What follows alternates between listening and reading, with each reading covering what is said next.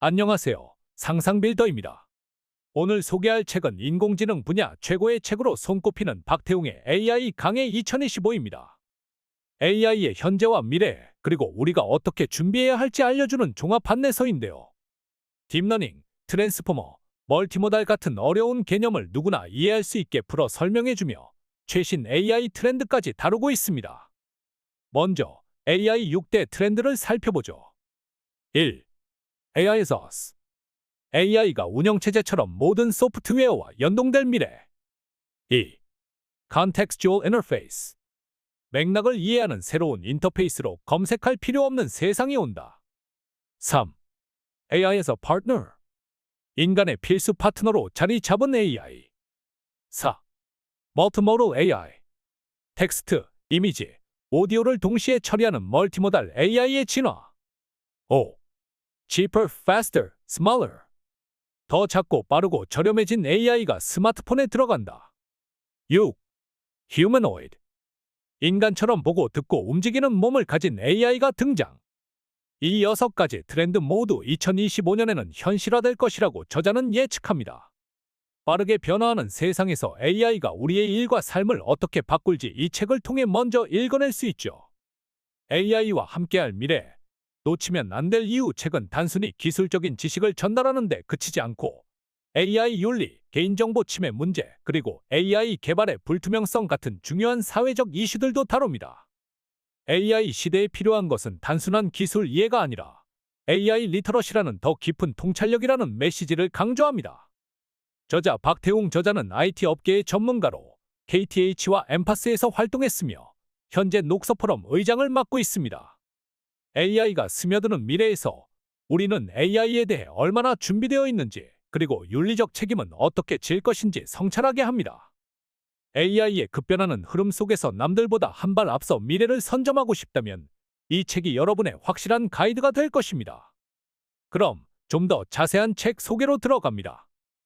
983번째 책 소개입니다. 책에서 일부 내용을 발췌하여 소개드립니다. 책 제목 박태웅의 AI 강해 2025. 저자 박태웅. 출판일 2024년 9월 30일. 상상빌더 한 줄 요약. AI와 함께하는 미래를 알자. 책 소개. 독자들이 꼽은 인공지능 분야 최고의 책. 박태웅의 AI 강의, 최신 AI 트렌드를 담아 돌아오다. 2022년 11월 30일 오픈AI의 챗GPT가 등장한 이후 이듬해 2023년은 AI 쇼크의 해라고 불러도 될 정도로 인공지능에 대한 관심이 폭발적이었다. 인간처럼, 아니 인간보다 더 글을 잘 써대는 이 생성형 AI를 두고 충격과 놀라움이 2023년 초부터 쏟아졌다. 그리고 이내 서점은 온통 GPT 관련 책으로 도배가 되다시피 했다.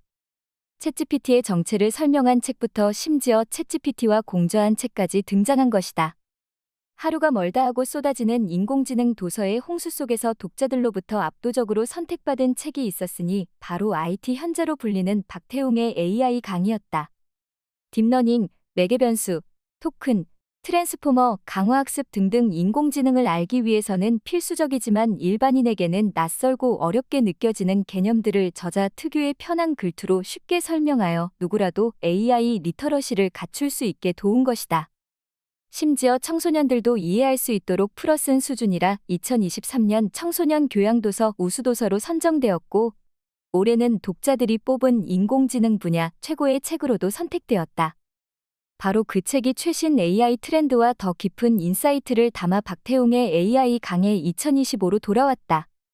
인공지능 원리에 대한 쉬운 설명은 그대로 유지한 채 더욱 깊이 있는 기술 지식이 책 곳곳에 추가되었고 우리가 반드시 알아야 할 AI 트렌드는 물론이어 AI로 인해 변화될 앞으로의 우리 모습까지 조망하고 있다. 또한 AI 업계를 이끌고 있는 슈퍼 엘리트들의 사상적 배경을 소개하여 인공지능에 대해 심도 있는 이해를 돕고 있으며 인공지능 윤리와 위험성 그리고 관련 규제를 아우르는 사회적 인사이트까지 제시한다. 그로 인해 이번 책은 2배 이상 두꺼워졌다. 한마디로 더 넓어지고 더 깊어진 것이다. 인공지능에 대해 쉬우면서도 깊이 있는 지식을 원한다면 박태웅의 AI 강의 2025를 선택할 수밖에 없을 거라 단언한다. 저자 소개. 저자 박태웅. IT 종사자. KTH, 엠파스 등 IT 분야에서 오래 일했다. 한빛미디어 이사회 의장을 거쳐 현재 녹서포럼 의장을 맡고 있다.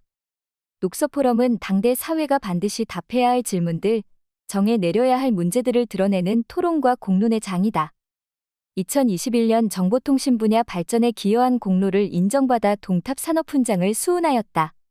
저서로 눈 떠보니 선진국 박태웅의 AI 강의 등이 있다. 책에서 얻은 내용. 2025년 세상의 변화를 가장 먼저 읽을 수 있는 첫 번째 인사이트. 일과 삶의 모습을 바꿀 인공지능 6대 트렌드 제시. 챗GPT가 나온 이후 오픈AI에서는 GPT-4에 이어 올해 GPT-4.5를 속속 출시하며 세상을 또다시 놀라게 만들었다. 단순히 텍스트 대화를 넘어서 오디오, 이미지, 동영상 등을 동시에 처리하는 멀티모달 인공지능이 출현한 것이다. 이뿐만이 아니다. 마이크로소프트는 PC에서 돌아가는 코파일럿 플러스 PC를, 구글은 프로젝트 아스트라를, 애플은 애플 인텔리전스를 내놓았다. 셋 모두 스마트폰과 PC에서 쓸 수 있는 소형 인공지능으로 그동안 영화에서 봐왔던 개인 AI 비서가 등장한 것이다. 게다가 메타의 라마 3.1, 엔스로픽의 클로드, 미스트랄 라지 2 등등 더 빠르고 더 똑똑해진 인공지능 모델들이 우후죽순 쏟아지고 있다. 그렇기에 저자는 AI 분야를 보노라면 한 달에 몇 년치 시간이 흐르는 느낌이라고 말한다. 이처럼 하루가 다르게 급변하는 인공지능의 트렌드를 이 책은 다음과 같이 짚어준다. 지금 AI가 어떻게 전개되고 있는지, 어떤 흐름들이 있는지, 그래서 우리가 무엇을 보아야 하는지를 6가지 키워드로 깔끔하게 정리한 것이다. 1. AI as us. 운영체제의 지위를 차지하는 AI. 모든 소프트웨어와 서비스가 인공지능과 연동될 것이다. 2. Contextual Interface. 맥락을 이해하는 새로운 인터페이스 출현. 정보를 더 이상 분류하거나 검색하지 않아도 되는 시간이 온다. 3. AI as a partner. 파트너로서의 인공지능. 인간이 하는 모든 작업에 인공지능은 필수불결한 파트너가 될 것이다. 4. Multimodal. 텍스트, 그림, 동영상, 노래 등 모든 것을 동시에 처리하는 AI. 멀티모달을 뛰어넘어 옴니모달로 갈 수 있다. 5. Cheaper, faster, smaller. 더 작고, 더 빠르고, 더 저렴해지다. 스마트폰에서 돌아가는 인공지능, 나만의 에이전트가 보편화될 것이다. 6. Humanoid. 몸을 가진 AI의 등장. 인간처럼 보고 듣고 움직이며 전이학습을 하는 휴머노이드가 주류의 지위로 올라설 것이다.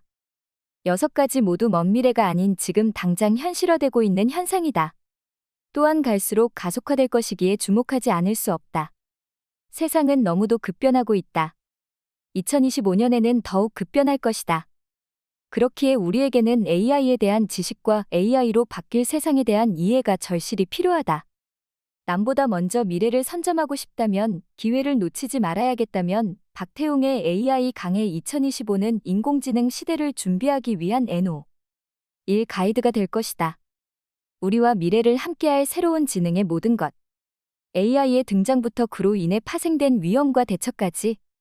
박태웅의 AI 강해 2025는 AI 리터러시를 길러주는 종합 안내서와 같다.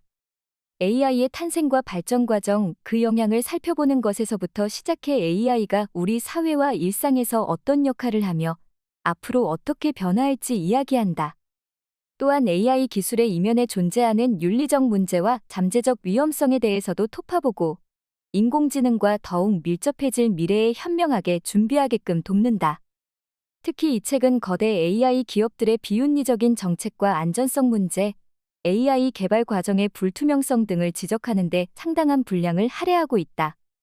AI가 불러올 데이터 편향, 개인정보 침해, 사회적 불평등 심화 등 심각한 문제들을 되짚으며 AI를 책임감 있게 관리하고 통제할 필요성을 역설하는 저자의 말을 igno라면 진정한 AI 리터러시가 무엇인지를 깨닫게 된다.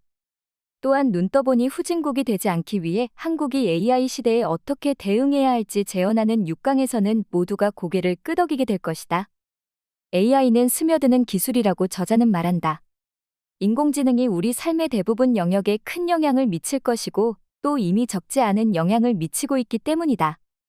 우리에게 어떤 미래가 펼쳐질지는 아무도 단언할 수 없지만 현재 대전환의 시기를 목도하고 있다는 사실만큼은 틀림없다. 그렇기에 AI 리터러시는 매우 기묘하다. 지금 무슨 일이 일어나고 있는지를 먼저 알아야 대비책도 찾을 수 있으리라. 이런 점에서 박태웅의 AI 강해 2025는 당신에게 변함없는 길잡이가 되어줄 것이다. 머지않은 장래의 세상의 거의 모든 소프트웨어들이 어떤 형태로든 AI와 연동하는 형태로 작동하게 될 것입니다. PC에서 돌아가는 모든 소프트웨어들이 운영체제 위에서 돌아가듯이 앞으로는 거의 모든 소프트웨어들이 AI와 연동할 것이라는 뜻입니다. 아마도 2025년 말이 되면 AI와 연동하는 소프트웨어가 그렇지 않은 것보다 더 많아지게 될 것입니다. 휴머노이드를 만드는 또 하나의 특별한 이유가 있습니다. 이런 종류의 휴머노이드 로봇을 몸을 가진 AI Embodied AI라고 부릅니다. 몸을 가진이 무슨 뜻일까요? 인공지능이 제대로 지능이 되기 위해서는 몸을 가지고 있어야 한다고 주장하는 AI 과학자들이 있습니다. 그래야 세계에 관한 모델 월드 모델을 가질 수 있다는 것입니다. 현재의 거대 언어 모델은 할루시네이션을 없앨 수 없습니다. 그것은 동전의 양면과 같기 때문입니다.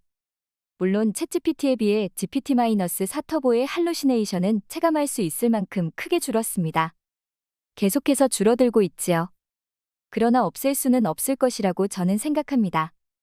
IT 업계의 발전이 나날이 속도를 더해가는 토대에는 이런 오픈소스 문화가 있다고 할 수 있습니다. 누군가 차트를 제대로 표현할 수 있는 코드를 한번 만들기만 하면 그 즉시 지구상의 모든 사람들이 다시 그 코드를 만들 필요 없이 그저 가져다 쓰기만 하면 되기 때문입니다. 앞서 얘기한 트랜스포머, 어텐션, 라마이 등도 모두 오픈소스입니다. IT 업계는 그런 점에서 집단지성이 일상으로 작동하는 혁신의 용광로라고 할 수 있습니다. AI에서도 오픈소스의 움직임이 거셉니다. 메타가 2024년 7월 23일 미국 현지 시각 라마 3.1을 공개했습니다. 라마 3.1은 4,050억 개의 매개 변수를 가진 역대 최대 크기의 오픈소스 인공지능 모델입니다. 메타는 이 모델이 오픈AI의 GPT-4o 엔스로픽의 클로드 3.5 소네트보다 뛰어나다고 주장했습니다. GPT-4는 매개 변수가 1조 8천억 개쯤이라고 알려져 있습니다. 3분의 1도 안 되는 적은 크기로 비슷한 성능을 낸다는 것입니다. 소형화의 흐름도 거셉니다.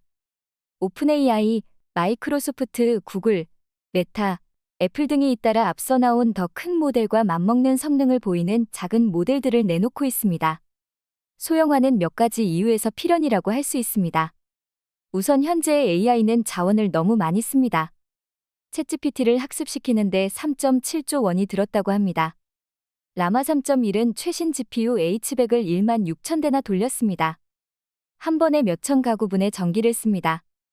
이래서는 수지를 맞추기가 어렵습니다. 오픈AI는 GPT-4부터는 스펙도, 모델도 공개하지 않고 있습니다. 모델의 크기, 투입한 하드웨어의 규모, 학습에 사용한 데이터 세트, 훈련 방법 어느 것도 밝히지 않습니다.